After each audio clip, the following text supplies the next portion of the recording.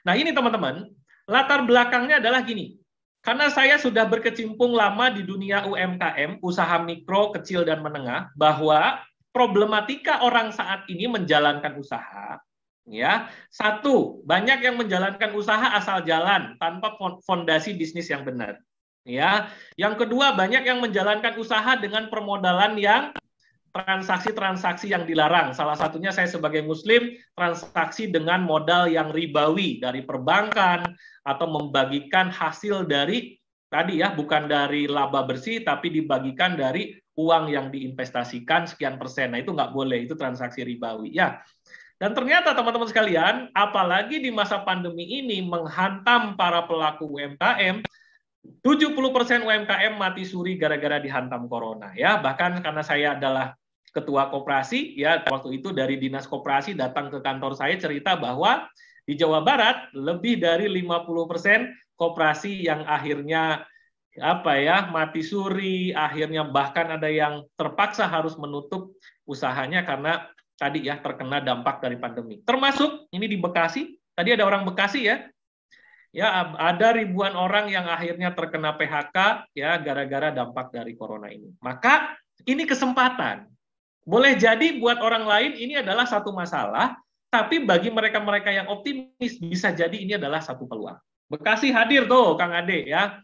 Kang Ade pasti tahu lah ya, di Bekasi itu industrinya luar biasa, tetapi akhirnya para pengusaha karena tidak bisa menutup beban operasionalnya, akhirnya terpaksa mereka harus menutup bisnisnya. Ya, maka terjadi 3 problem ini. Catat teman-teman, problem yang terjadi apa? Ya, supaya teman-teman latar belakang ini menjadi penguat buat teman-teman sekalian, ya. Penguat bagi teman-teman sekalian untuk mau ya larut atau mau terlibat aktif dalam bisnis yang saat ini sedang tren, yaitu di dunia digital. Ya, salah satu bagiannya adalah affiliate marketing. Hanya salah satu bagian, banyak model-model bisnis yang lain. Apa aja, Coach? Satu nih, teman-teman catat. Ya, dampak dari ya hadirnya ya pandemi ini teman-teman sekalian, maka tidak bisa dipungkiri masyarakat Indonesia banyak yang akhirnya penghasilannya menurun. Ya, oke. Ini teman-teman ya, saya pakai 2 laptopnya biar sambil lihat teman-teman sekalian ya. Oke. Penghasilan menurun ya, maka ini saya pakai notepad ya biar teman-teman dapat pencerahan. Sudah muncul belum? Sudah, Coach. Ya, oke. Teman-teman sekalian ya, dampaknya, jadi ini latar belakang kenapa teman-teman harus semangat ikut kelas malam hari ini. Bisa jadi mudah-mudahan ini adalah solusi dari jawaban doa-doa Anda selama ini. Amin. Ya. Amin. Dampak dari corona yang pertama adalah turunnya daya beli, teman-teman. Ya, turunnya daya beli sehingga apa? Sehingga penghasilan menurun. Ya, menurun.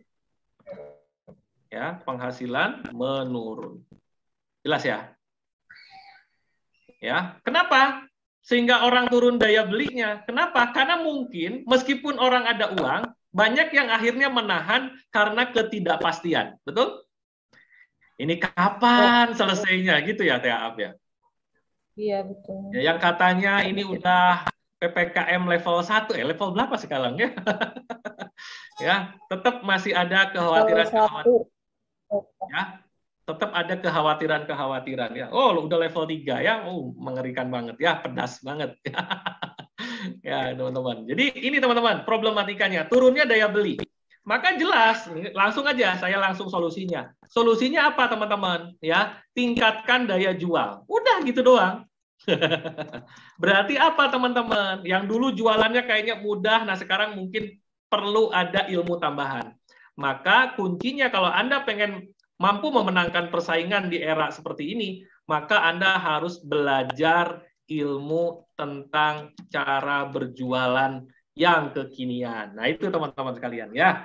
Zaman dulu belum terlalu populer nih affiliate marketing. Nah, sekarang akhirnya orang memilih model bisnis yang bisa mudah dijalankan oleh banyak orang ya. Jadi satu ya, turunnya daya beli, maka penghasilan para pebisnis akhirnya menurun. Nah, supaya jualannya Anda makin kenceng, belajar ilmu jualan. Ya, saya ada kelas ya, rahasia jualan laris manis ya, ada kelas khusus selama 6 modul ya, saya bagikan ya, sebanyak 6 modul saya bagikan supaya teman-teman memulai usaha tahu cara berjualan yang efektif itu seperti apa ya. Mau online mau offline pun kurang lebih model apa namanya ya, strateginya nggak beda jauh ya.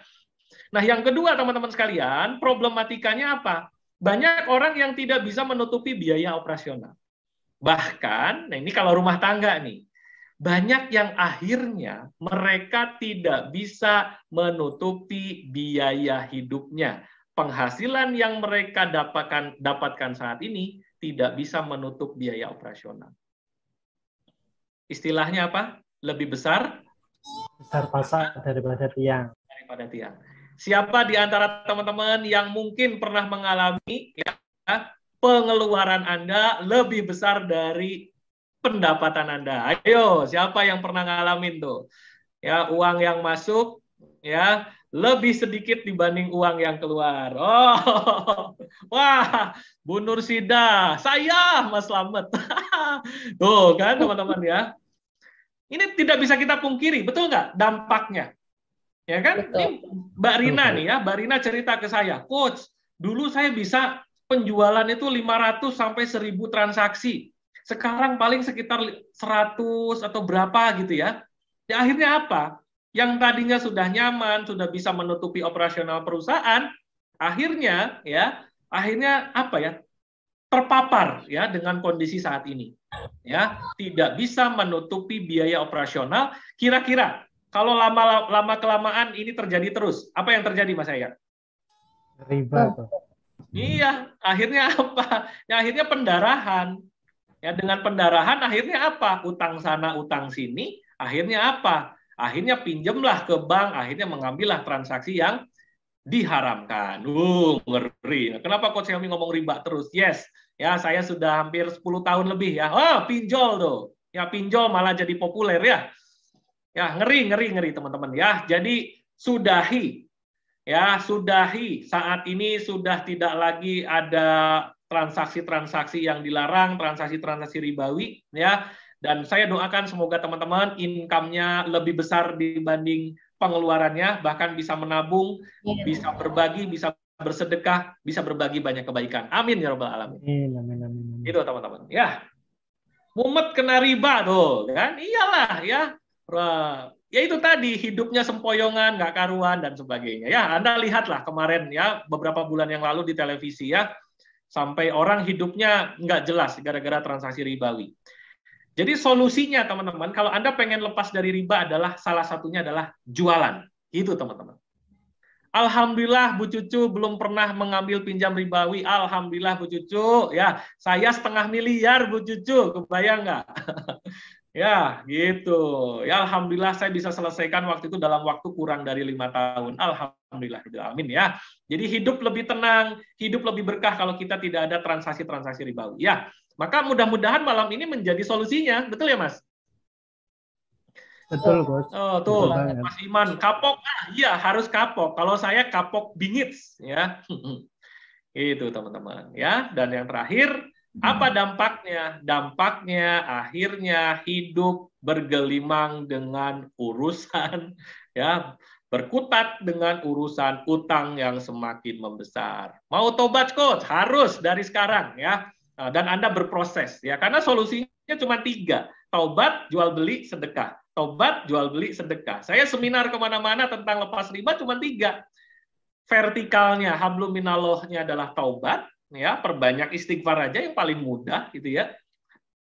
Ya, kenapa? Supaya rezekinya dimudahkan. Ya, secara aspek manusianya, hablum minanasnya, ya, berarti apa? Anda perbanyak apa? Perbanyak jualan, perbanyak sedekah. Dua-duanya harus jalan. Ya, itu sesuatu hal yang dibangun oleh apa namanya program-program yang saya jalankan. Ya, oke. Nah, teman-teman sekalian, maka sekali lagi, apa yang terjadi saat ini, teman-teman boleh memilih. Apakah meratapi ini sebagai sebuah masalah, atau justru teman-teman melihat ini menjadi sebuah peluang. Ya, maka ada istilahnya antara masalah dan peluang, yaitu ada orang yang optimis, ada orang yang pesimis. Nah, teman-teman tolong tulis di chat Zoom nih, apa bedanya mereka-mereka yang optimis dengan mereka yang pesimis? Apa bedanya? Ayo, teman-teman sekalian. Ya, silakan chat di Zoom. Apa bedanya orang pesimis dan orang optimis? Yes. Jadi jawabnya harus dua-duanya ya. Harus dua-duanya Kalau sekaligus. Seperti Ayo. apa? Kalau pesimis seperti apa? Itu ya. Yang optimis apa barusan bentar. Oke, ayo bacain dah. Yang optimis selalu mencari solusi. Pak Amai. Kalau yang pesimis ya? Kalau Pak Iman mengeluh muluk sama dengan pesimis. Yes. Kalau kata Pak Iskandar, tidak ada semangat hidup, pesimis. Kalau kata Mbak Rina, pesimis melihat halangan, optimis melihat peluang. Wih, cakep. Tapi kok keren ya peserta malam hari ini ya? Nah, Mas Yaya, saya nggak akan bacain yang Mas Yaya. Gitu. Seru. Ayo teman-teman ya, yuk terlibat ya, belajarnya terlibat aktif ya, supaya teman-teman benar-benar serius belajar dan jadi keberkahan. Apalagi? Ada lagi? Ya, kalau kata Pak Rajab, optimis sama dengan menganggap masalah sebagai peluang. Kalau pesimis selalu mengeluh. Kalau kata Mbak Lasmi dari Jogja, optimis mempunyai semangat berjuang demi lebih baik. Kalau pesimis ngeluh putus asa. Oke, yos, udah keren-keren lah. Ya. Kalau kata Pak Selamat Wijoyo, satu lagi, Coach. Oh, satu lagi. Soalnya udah keburu kebaca. Ayo. Ya, pesimis terbayang kegagalan, optimis selalu mencari jalan. Oke, nah teman-teman, yes, ini jawabannya keren-keren semua gitu ya. Ini tadi apa? Biasa saya tulis ya. Masalah kedua apa tadi? Masalah kedua tidak bisa menutupi biaya operasional. Iya. Menutup biaya operasional yang dan ketiga. Dampak yang lebih dahsyatnya lagi adalah utang semakin membesar. Berarti harus disudahi masalah-masalah ini ya. Berarti Anda harus jago jualan, kemudian Anda bisa punya profit ya yang bisa menutupi ya perjalanan bisnis Anda, operasional bisnis Anda ya, omset Anda bisa menutupi biaya operasional. Dan tidak ada utang, utangnya selesai gitu ya.